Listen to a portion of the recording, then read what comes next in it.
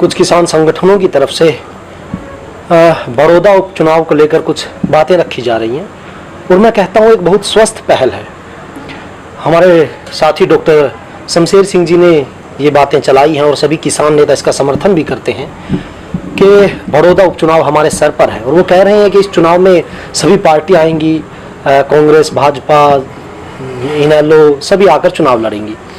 तो और वही मुद्दा होगा कि चुनाव है कि जो सरकार है उसको वोट दे दो, काम हो जाएंगे, नहीं तो कोई सरकार के विरोध में वोट डालेगा। लेकिन हमारे किसान साथियों ने आवाज़ उठाई है कि जो भी लोग इसमें चुनाव में आ रहे हैं और मुख्यतः सरकार के लोग, उनसे एक मांग रखी है कि एमएसपी को लेकर कानून बनाएं और उसके लिए नोटिफिकेशन जारी करें चुनाव से पहले, और सामलात भूमि को लेकर बातें रखी हैं।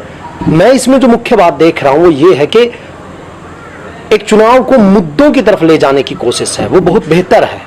बाकी और चीज़ों से, जाति हो, जनता से जुड़े हुए ना जुड़े हुए अनेक मुद्दे होंगे, उन चीज़ों से हटके कि किसान एक मुद्दा है और बड़ौदा विधानसभा में किसानों का क्षेत्र है, तो मैं कहता हूं किसान के अधिकारों की बात उठाकर इस चुनाव की तरफ ले जाना एक बेहतर पहल है और मैं कहता हूं इस चुनाव को मुद्दों की राजनीति पर लाने की एक बेहतर पहल है और हम इसका पूरे मन से समर्थन करते हैं और सभी किसान साथी इसमें संगठित होकर आवाज उठाएं ताकि किसानों की आवाज मजबूत हो सके, किसान वोट बैंक ना रह सके। जो राजनीतिक पार्टी चुनाव में आएंगी उनके सामने ऐसा वातावरण तैयार करें कि उनके पास कोई विकल्प ना हो इन मुद्दों से आंख बचाने का।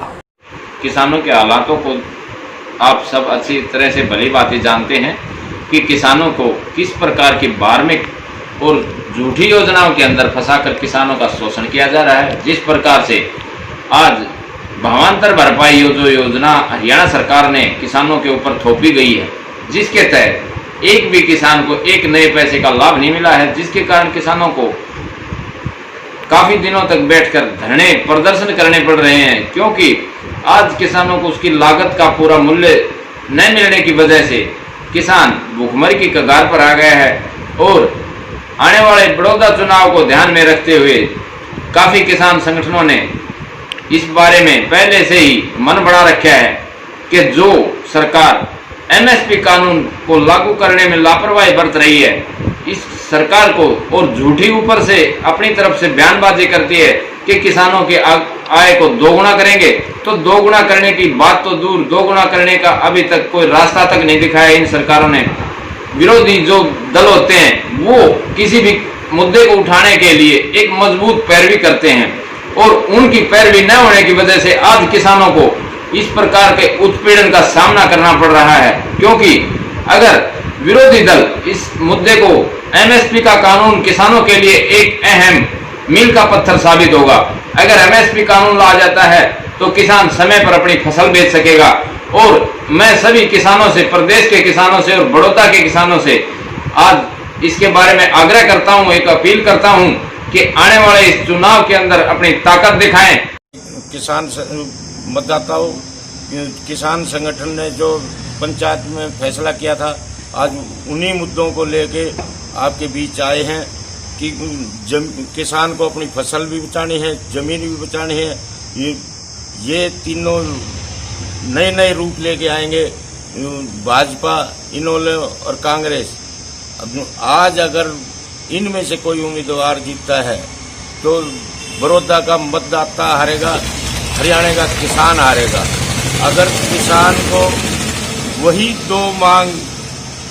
दो मुद्दे जो इन्होंने 2019 में भी वायदे किए थे, 2014 में भी वायदे किए थे, एमएसपी कानून और दूसरा सामलात जमीन, अगर तीसरा किसानी को बचानी है तो इनको दूर भगाना होगा और किसान को बचाना होगा। उससे हमारा हरियाणा आजाद हुआ है, 54 वर्ष हो गए। जब से किसान परेशान है, अपने मुद्दों पर लड़िए और अपने मुद्दों पर जनता को भरोसा दिलाइए। सरकार हमारे साथ नहीं, हम आपके साथ, किसानों के भाइयों के साथ हैं। एक साझे तौर पर मोर्चा बनाना चाहते हैं, जब बड़ी लड़ाई लड़ना चाहते हैं। अभी सरकार ने नारा लिया था, मेरा पानी मेरी विरासत।